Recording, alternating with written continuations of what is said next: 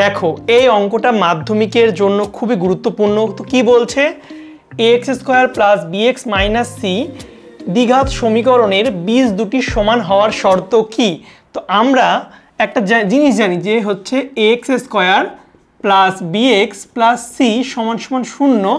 এই দ্বিঘাত সমীকরণটার বীজদ্বয় সমান হবে যদি এর নিরূপক মানে কি বি স্কোয়ার মাইনাস 4ac, এটা হচ্ছে নিরূপক, এটা সমান সমান যদি 0 হয়।